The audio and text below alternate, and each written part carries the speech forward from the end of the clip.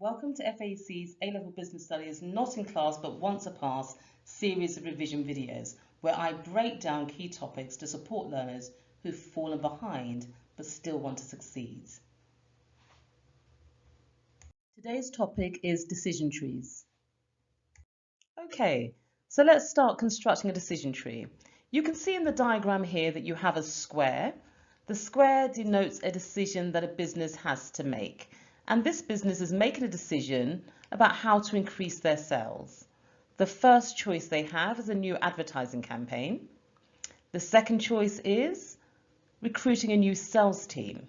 The third choice is do nothing. Now let's add outcomes to our decision tree so we have a complete decision trees diagram. So again, we have the two choices, advertising or recruiting a new sales team in order to increase sales.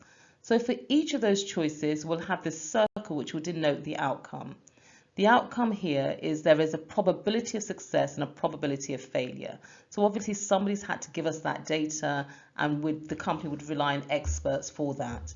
So the experts have decided that there is a 60% probability chance of success and a 40% chance of failure for the new advertising campaign.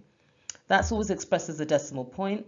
And then here we have the financial return.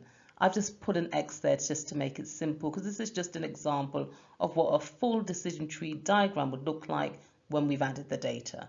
So to calculate the expected value, you're multiplying the probability 0.6 times the financial return, and then you're doing the same for the failure 0.4 times the financial return. You add those two together and you get the expected value for the advertising campaign. What's the expected value for the new sales team? We can see there's an 80% chance, a 0.8 probability that it will be successful, and a 20% chance that it will actually fail. And the financial return again is just expressed as X here and X here. So how do we calculate the expected value? It's 0.8 times X plus 0.2 times X. And that gives you the expected value of recruiting a new sales team, what we're going to bring in from recruiting a new sales team. To calculate the net gain for both options, we have to minus the costs. I haven't put the costs here, but in the table that you're going to see next, you'll see the costs. The costs always go under the line, and you minus the cost from the expected value, and that gives you the net gain. Okay. So I want you now to pause the tape so that you can actually draw your own decision tree using the information that we've learned so far. So we have here two different ways in which this company, Future Furniture, can actually increase their sales. Again, they have the same two options. They want to either recruit a new sales team or use machinery. Now, the data tells us that there is a probability of high sales of 30%, which is 0.3, and the probability of low sales, which is 70%, which is 0.7. That's if they recruit the new sales team. The results of the high sales that they're estimating they'll bring in is 1.5 million. The results of low sales, 950,000. The cost of the option, 850,000. For the new machinery, 60% chance of high sales, bringing in £1 million, 40% of low sales bringing in 500,000, and the cost of the option is 350,000. So pause the tape now and draw your own decision tree, and then we'll have a look and see if you got the diagram right. So this is what the diagram looks like, the finished diagram. You can see under the line, we've got machinery here, which is one of the options we have. And under the line, we have the 350,000, that's the cost. We have the outcomes here, and the probability of high sales 0.6, and the revenue £1 million, I'm sorry. And then we've got the low sales 40% probability 0.4, and then we've got £500,000 there.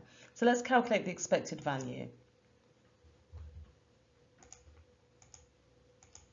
So 0.6 times 1 million gives you 600,000. 0.4 times 500,000 gives you 200,000. The expected value is the total value of all the sales, yeah, for machinery. And that will be 600,000 plus 200,000, that gives you 800,000. Now, of course, we want to look at the net gain. So when we remove the cost, what is the gain from actually buying the new machinery? The net gain is equal to 800,000, which is the expected value, minus 350,000, which is the cost of the machinery. So the net gain for this option is actually 450,000. Let's have a look at the new sales team. So again, 0.3 times 1.5 million gives us 450,000. 0.7 times 950,000 gives us 665,000. So when we add those two figures up, the 450,000 plus the 665,000, we get 1,115,000. That's the expected value. Now the net gain, we're going to do the same thing again, minus the expected value, that's 1,115,000, from the actual cost, which is 850,000, and that gives us 265,000. So machinery has the higher net gain. So you've got to make your decision. What will your decision be? Evidently, the decision is going to be the company with the highest net gain. That's really where most decisions are made. If it's 450,000 for the machinery, we're more likely to go with that. But there are other considerations to take into account. One of the other considerations that you must take into account is actually the context of the business. In this case, both options make a respectable net gain. So it's clear that the machinery is the best option. However, it's important to consider the limitations of decision trees. It does not look at qualitative factors such as the impact on people. For instance, will buying more machinery lead to redundancies? This is an important area as this could impact on staff morale, which could lead in the long run to reduced productivity. So something to consider there. We go with the one with the highest net gain, but we must consider the other options. Another thing you may want to consider when deciding on which option you're going to go with is, of course, the net gain, but also the financial consideration. Does one of the options need a higher initial outlay? And what's the business's financial situation? You want to almost use the affordability test.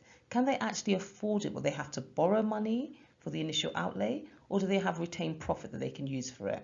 So those kind of things you want to consider as well, and they definitely help show the examiner that you understand all the different factors that have to be considered in making and you've weighed them up before you've made your final decision.